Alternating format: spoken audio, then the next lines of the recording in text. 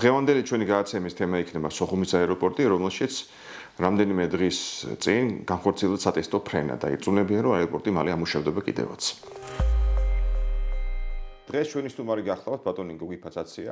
ის გახლავთ შერიგების და სამოქალაქო თანასწორობის საკითხებში სახელმწიფო მინისტრის უფროსი მრჩეველი და თავის დროზე ბატონი გოგი გახლავთ სოხუმის გაერთიანებული ავიასაწარმოების მეთაურის პირველი მოადგილე, ანუ იგი რეალურად კურირებდა სოხუმის აეროპორტს. ბატონ გოგი, მოგესალმებით. სამ გადმოვალ თქვენამდე შევახსენებ ჩვენს მაყურებელს, რომ ჩვენი გადაცემა წარმოადგენს აფხაზეთის საინფორმაციო ანალიტიკური ცენტრის პროექტს. ჩვენი ყურება შეიძლება ყველა პლატფორმაზე, როგორც არის YouTube, TikTok, Facebook. ბატონ გოგი, კიდევ ერთხელ მოგესალმებით. სოხუმში ამუშავდა ეს აეროპორტი, ნაწილობრივ მაინც შეიძლება ითქვას, რომ მაინც ამუშავდა, ფუნქციონირება დაიწყო. ცხადია, ჩვენთვის ეს არის სერიოზული საკითხი, მათ შორის ემოციურად ძალიან მტკივნეული, გვახსოვს სხვა თუ არაფერი ომის დროს, რამდენიმე თვითმფრინავი ჩამოვარდა, ბოლო თვითმფრინავი ჩამოვარდა იყოს განსაკუთრებით კატასტროფა, ტრაგედია, ყველას გვახსოვს ეს საშინელი სცენები, როცა რუსული სამხედრო ხომალდიდან ესროლეს და პირდაპირ დაეცა აეროპორტში.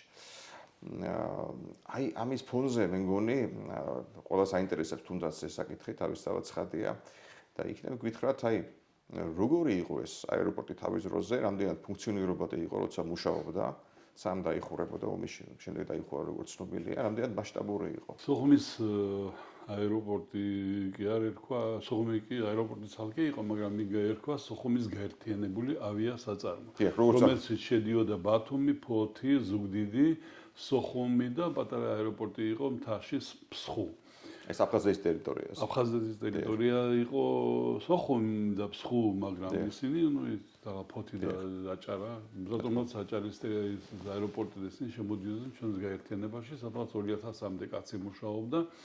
ამ გაერთიანებაში თითქმის 50%-ზე მეტი იყო უმაღლესი განათლებით, ან სპეციალური განათლებით. აეროპორტი იყო ერთ-ერთი საუკეთესო მთელ საბჭოთა კავშირში იმ პერიოდში. რა პარამეტრებით? 3600 იყო საფრენი ბილიკი. ასეთი თითქმის რაvis არ ქონდა. ყველა ტიპის თვითმფრინავს ღებულობდა, მათ შორის ცნობილი მრია, რომელსაც ბარტო ტვირთის აღება შეუძლია სადღაც 250 ტონამდე და იმის გარდა იყო თვითმფრინავის წონა თვითონ და საწვავის. მას შეეძლო სადღაც 12-13 საათი არ ამახო 13 საათი ეფრინა ჰაერში. ანუ ნებისმიერი ზონის და ეს მრიაც და რუსლანი იყო ესენი ყველაზე დიდი თვითმფრინავები, ყველანი არის ყოფილან სოხუმის აეროპორტში დამჯდარი. დაფრინავდა ძირითადად რა მიმართულებით იქიდან თვითმფრინავი? არა, ესენი იყო სატვირთო თვითმფრინავები. არ გასაგებია, სამგზავრო თვითმფრინავები იყო 117 რეისი. 117 რეისი ყოველდღიურად იყო. ყველა მიმართულებით ეს ყოველი საბჭოთა კავშირის თითქმის ყველა დიდ ქალაქში იყო ისეთი რეისებიც იყო, ისეთი მიმართულებები, რომელიც თბილისსაც არ ჰქონდა და ქუთაისაც, მაგალითად ხაბაროვსკი არავის არ ჰქონდა, ჩვენთან დაფრინავდა ხაბაროვსკი, სოხუმი ხაბაროვსკი ჯდებოდა ჩელიაბინსკში. ყველა დედაქალაქში რეისები, აერობუსი 6 ჩვეულებრივ სეზონში და ზაფხულის სეზონში 8 რეისი დაფრინავდა მარტო მოსკოვის მიმართულებით 350 ადგილიანი აერობუსი. ასევე იულ 62-იც დაფრინავდა, ჩვენ თვითონ ყავდა სოხუმს 8 ცალი Tu-134 ტიპის თვითმფრინავები და სადღაც 600-მდე ამისი პერსონალი მას შედიოდა პილოტები, ბორტმექანიკები, შტურმანები, სტიუარდესები, ბორტგამცირებელი. ანუ ერთ-ერთი უდიდესი იყო ამ ხელა ქვეყნის მასშტაბით თქვენ. კი, საფრენი ბილიკი არავის არ ჰქონდა, მაგრამ ახლა არ ვიცი, მართალი გითხრა, მაგრამ და მე ვფიქრობ, რომ ცოტა სამხედრო მნიშვნელობისა და ახლაც არ ხდება ეს იგივე რაღაცა. მე იყო რომ 1 საათით იხურებოდა ეს ხშირად არის წელიწადში ორჯერ, მაგრამ 1 საათით იხურებოდა სოხუმის აეროპორტი და ეს სულ 24-ები იყო თუ რაღაცა სამხედრო თვითმფრინავები.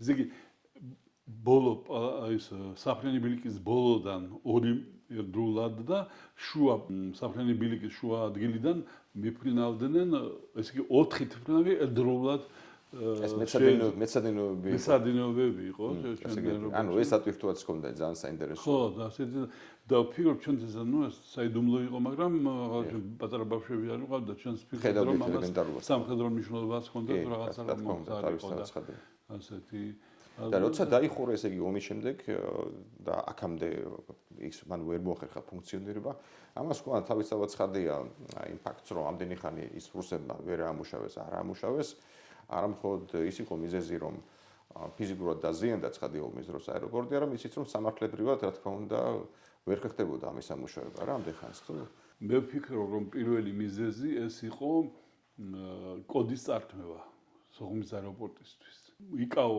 ამ ორგანიზაციაში გაწევრიანებული იყო როგორც საქართველო ისე რუსეთი და სხვა ქვეყნები თითქმის ყველა ქვეყანა იკაოშია გაერთიანებული თითქმის ყველა ანუ ამ კოდის გამო რუსეთი ვერ ხერხდება ეხლა რომ ვინც ამას გაგიდა და ვინც მაშინ ხო რუსეთი დაფრინავდა მთელ მსოფლიოს მასშტაბით ახლა სანქციების გამო გაუჩერეს ბევრი რეისები და ამ ის გამო თორემ და თუ გაფრინდებოდა მაგალითად ეს ავიაკომპანია რომელიც შეასრულებდა სოხუმის რეისს მაგას უფლება არ ჰქონდა მე გაფრინილიყო სადმე საზღვარგარეთ ანუ თუ სწორად მესმის ეხლა თავისთავად ცხადია არ აქვს კაუნიერი კოდი ამ აეროპორტს არა ჩამორთმეული აქვს იკაოს მიდან საერთოდ ამოღებულია სოხუმის აეროპორტი როგორც ის აეროპორტი მით უმეტეს არ ცნობს რომ ეს არის საერთაშორისო აეროპორტი როგორც თქვენ ძახიან საერთაშორისო აეროპორტის სტატუსი მაგას არ აქვს კოდი და ყველა სტატუსი წარმოიდგინეთ დოკუმენტაციიდან თუ იკაოს დოკუმენტაციიდანაც ამოღებულია როგორც აეროპორტი ბატონო თუ სწორად ხვდები რუსეთმა იმ პირობებში როცა არის დასანქცირებული რუსეთს გადაწყვიტა რომ უღირს ახლა პრინციპში ამის ამუშავება ისედაც სანქციების ქვეშ არის მისი ავიაკომპანიები და შეირჩა ავიაკომპანია რომელიც ალბათ არ დაფრინავს თითქმის არსად და ამიტომაც მას სანქციების პრინციპში არ დააზარალებს ისედაც არ გაცდება რუსეთის ფარგლებს და აფრინავს ახლა სადღაც სიტყვაზე მოსკოვიდან იმაში სოხუმში და დამთავრდა ამით. შიდა რეისებია, ხო. რა თქმა უნდა ძალიან ბევრი ავიაკომპანია გაჩერდა რუსეთის იმის გამო რომ სანქციების გამო მაგით ყველა ჰქონდათ ლიზინგი და აყვანილი ეს თვითონავი ბოინგები და ისინი. ანუ ნებისმიერი ავიაკომპანია რომელიც აფრინავს უცხოეთში, ანუ გასცდება რუსეთის ფარგლებს, ის ალბათ ამ აეროპორტში სოხუმში ვერ იფრენს. იმიტომ დაკარგავს ავტომატურად უფლებას რომ იფრინოს რუსეთის ფარგლებს გარეთ. დიდი ჯარი ამაზე. ეხლა ეს ავიაკომპანია თუ არ ვშტები თათარსტანის არის 7 თებერვალს სოხუმის დახურულ აეროპორტში უკანონოდ დაჯდა CRG ტიპის პატარა თვითმფრინავი, რომელიც 50 მე ჯარვა თბილისშიც იყო ეს თვითმფრინავი ყავდა ერთ-ერთ ავიაკომპანიას და ნაფრენი ვარ კიევში აქედან. ეს არის 50 55 რაღაცა ზუსტად არის, მაგრამ 60-ზე მეტი ადამიანია. ეს გაიხსნა, ამას გახსნეს ამას გულისხმობთ ხო თქვენ. ხო, რომელიც ახლა დაფრინდა. ამ ტიპის და CRG და რამდენად ვიცი, კანადის ქარხანა უშვებს ამ ტიპის თვითმფრინავებს და ანუ რაღაც სიმბოლური დაჯდომა იყო თვითმფრინავის, რომ დააფიქსირეს აეროპორტი. აეროპორტი აი ესე თქვა ფუნქციონირებს ეს იყო. სატესტო. ნუ არა გამორიცხულიოს გაკეთება, იმიტომაც რომ ამითი გუმბას დაუჭირეს მხარი არჩევნებში რუსებმა. შეიძლება ესეც მოხდა. სატესტო ფრენა იყო ეს. სიმბოლური აპირებენ რომ თვითონ ზაფხულში ივლისიდან უფრო სიმბოლური და თვითონ სიმბოლური და ასეთი იყო წინათაც.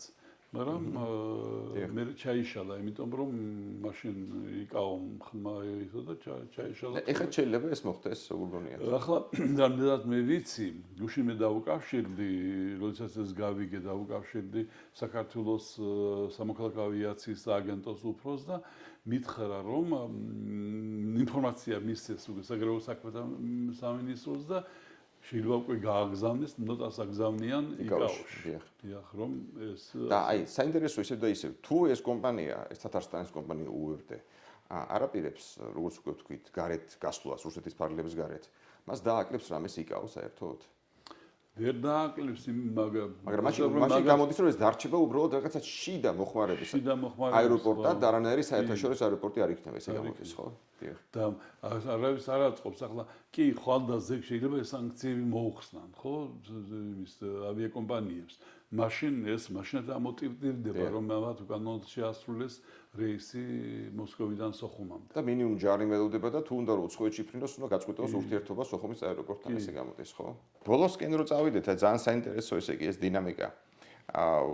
ომის დასრულებიდან, სოხუმის დაცემიდან გადის აგერ უკვე 32 წელი მოგვიხსენებათ. აი ბოლოსკენ ისევ და ისევ აი ბოლოში გადაწყვიტა რუსეთმა რომ ეს აეროპორტი აამუშავოს, პირობითად მოდი ისე ვთქვათ, აამუშავოს.